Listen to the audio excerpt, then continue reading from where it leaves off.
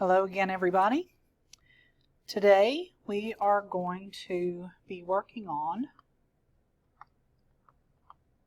solving multi-step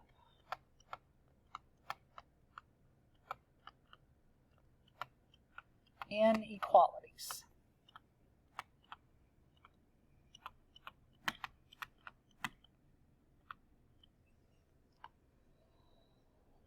Now, last week we worked on solving multi-step equations. And you will remember that to solve a multi-step equation, there were 5 steps that we needed to go through. Sometimes they weren't all necessary, but there were 5 things we had to check for. The good news is that when we solve multi-step inequalities, we are going to continue to use that same set of 5 steps. So just to go back over those quickly, step 1 is to distribute if necessary.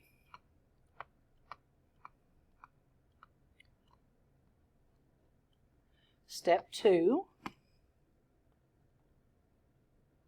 is to combine like terms.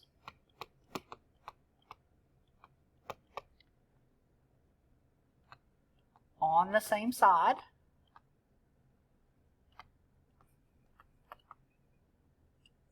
Step 3 is to make the variable pick a side.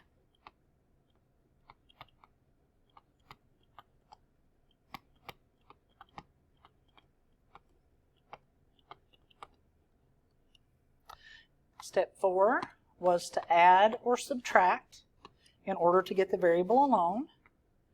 And then step 5 is to multiply or divide, again, in order to get the variable alone. So, like I said, you are going to follow the same set of 5 steps when you're solving multi-step inequalities, but there will be one difference, one thing that you have to be careful of. And that one thing that we have to be careful of is on that step 5, where we multiply or divide. And you all may already remember, you should remember what that is. The thing we have to be careful of is that if we multiply or divide both sides by a negative number,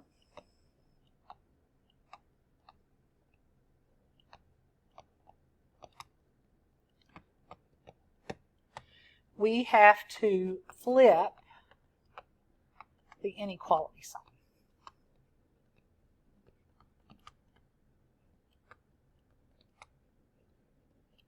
So you learned about that in your Algebra 1 classes. That is the one difference between solving a multi-step equation and solving a multi-step inequality. On that multiplication or division step, if you have multiplied or divided both sides by a negative number, and notice it is by a negative number, then you are going to flip the inequality sign.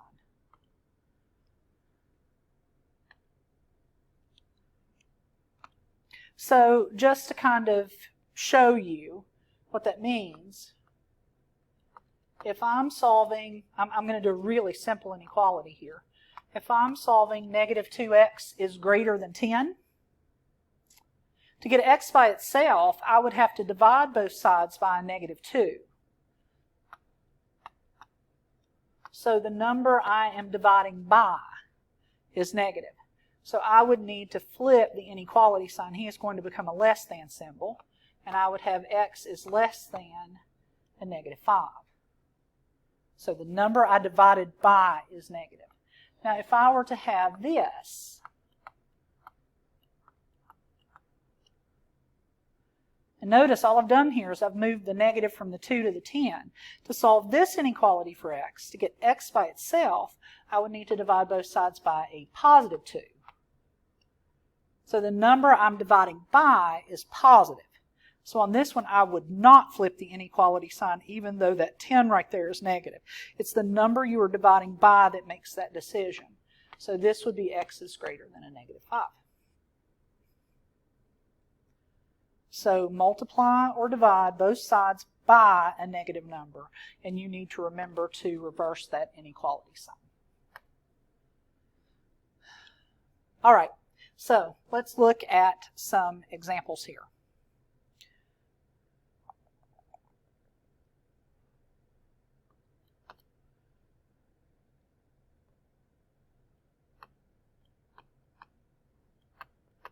Let's do 57 minus 4x is greater than or equal to 13.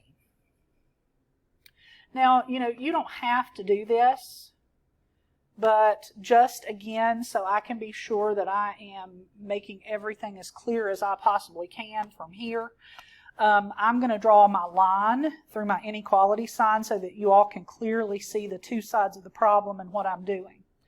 All right, so let's go through our 5 steps. Distribute if necessary. There are no parentheses in this problem, so there's no need to distribute.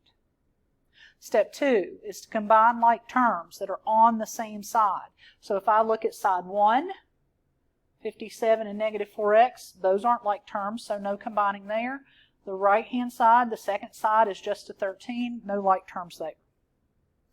Step 3 is to make the variable pick a side.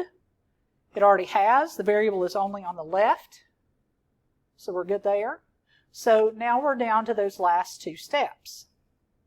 We're going to add or subtract in order to get x by itself and then multiply or divide. Now, I don't think I'll be able to show you this on this board, but what I would do at this point is I would cover up that negative 4x, so just kind of imagine putting your hand over that negative 4x. And what we would want to do is add or subtract to get rid of that 57. So we need to cancel out that 57. Would you add 57 or subtract 57 to do that?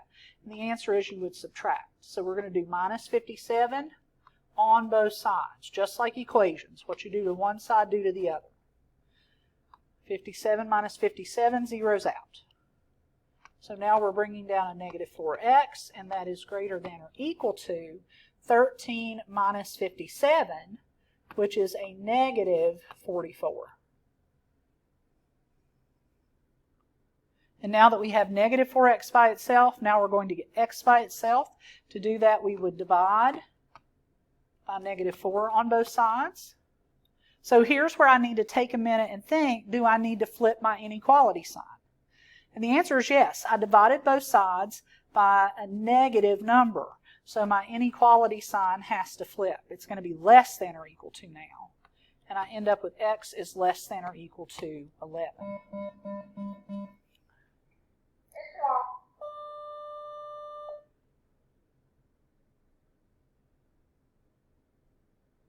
Y'all are getting the full experience here. You get to hear the bells and the announcements. So x is less than or equal to 11 would be my solution. X can be any number that is less than or equal to 11. Now, going back to what you did yesterday, we could represent this answer on a number line. 0 and then 11 over here to the right of that. You all know that 11 would get a closed circle. And then the shading would go to the left. So there's a picture of all of the things that x can be. I could also write this as an interval. Remember, I would look at that ray and the 2 values that are at each end. At this end, we have negative infinity. At this end of the ray, we have positive 11. So working left to right, smallest to largest, our graph goes from negative infinity to 11. Negative infinity would get parentheses because x can't be equal to infinity.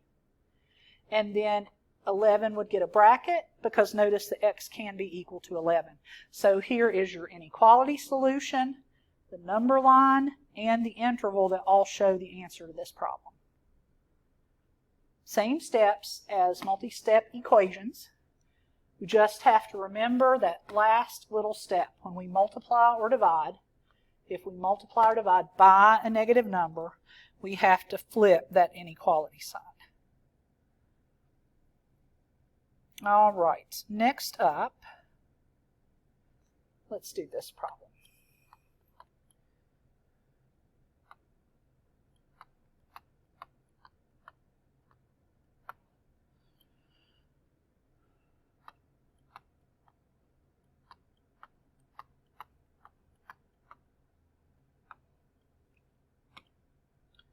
right.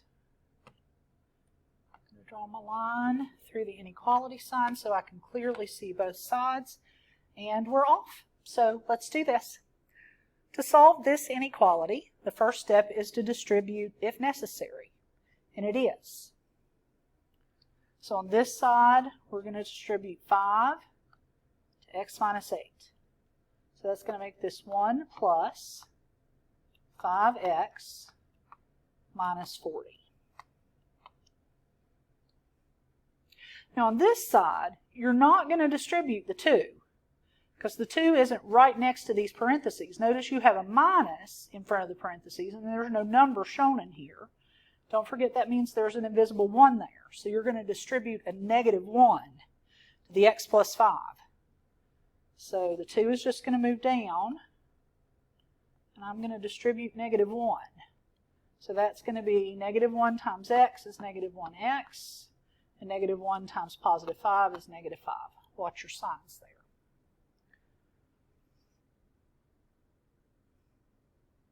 All right, so we've distributed.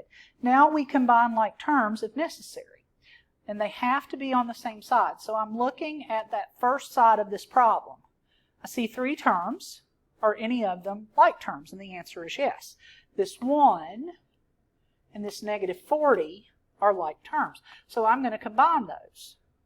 So I've got my 5x, and then 1 minus 40 is a negative 39. Notice I did what I said. I did 1 minus 40. When you're combining like terms, that's the way it goes. So over here on the right-hand side now, I'm doing the same thing. I'm looking for like terms. I see 3 terms. And I do have like terms in the 2 and the negative 5. So I've got my negative 1x, and then 2 minus 5 is a negative 3. So like terms have been combined.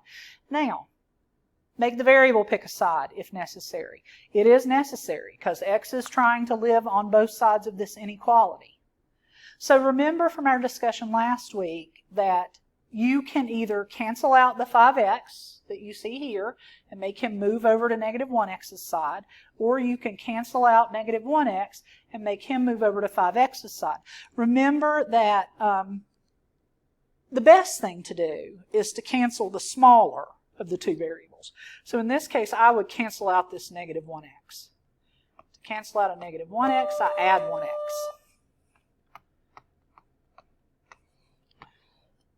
These zero out.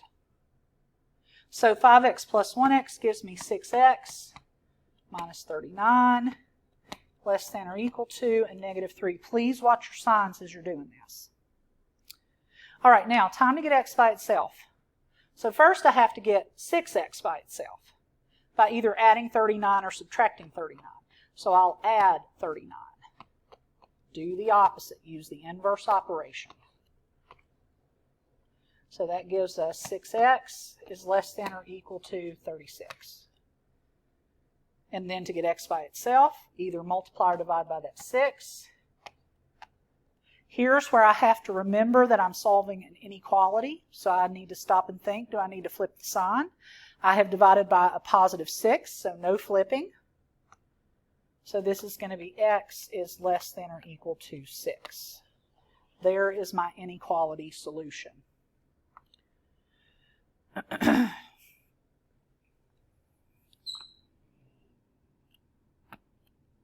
Number line for that. That 6 is going to get a closed circle because this says that x can be equal to 6. It also says that x can be less than 6, which would be all the numbers that are to the left. And then if I wanted to write my interval, look at this ray that you've drawn here. One end of your ray is negative infinity.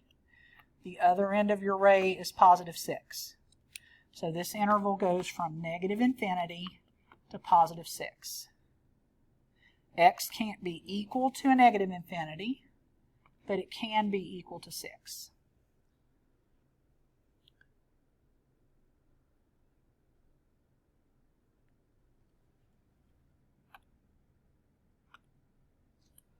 All right, let's do one last problem.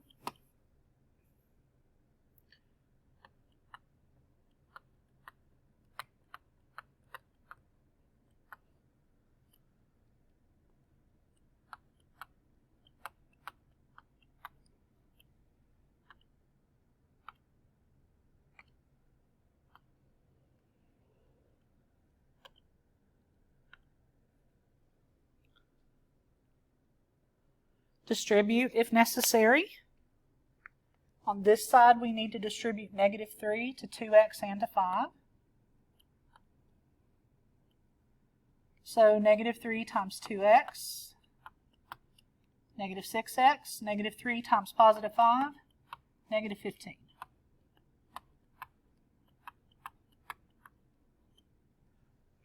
Combine like terms on the same side. This side has no like terms. This side has no like terms. So that's done. Make the variable pick a side. Definitely need to do that. So we're either going to cancel out -6x and move him over to 13x's side, or vice versa. Cancel out 13x, move him over to -6's side. I personally would cancel -6x because he's smaller. So I'm going to do +6x to make that happen. Now notice you have a -15, and that's greater than 19x minus 4. Now, it's time to get that x by itself. Time to get that x by itself.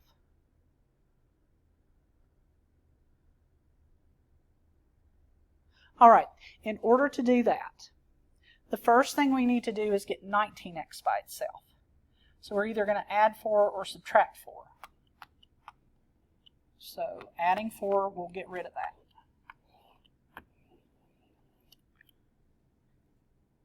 -15 plus 4 is a -11, and that's greater than 19x. Now we'll either multiply by 19 or divide by 19 to get x alone, and it looks like we're going to need to do division. Now, does this need to flip? The answer is no. You have divided by a +19. Now, -11 divided by 19 you can't do, so I would just leave that as is. So -11/19 is greater than x. Now, that solution is fine, but I think you know that I would prefer that it start out talking about x. So if -11/19 is greater than x, then x is less than -11/19 is the way I would prefer that you think of that. When you graph,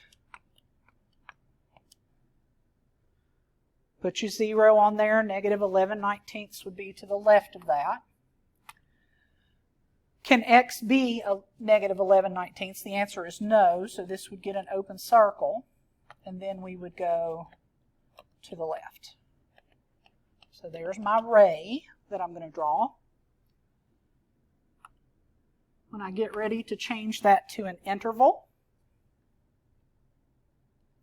think about the two ends of this ray, -infinity on this end, and then -11/19 on this end. So my interval would be -infinity, -11/19, parentheses for -infinity because x can't equal that, and then parentheses for -11/19 because x can also not be equal to that. So today, we're kind of combining several things that we've already discussed. The steps for solving, your number lines, and your interval notation. If there are any questions at all, please let me know.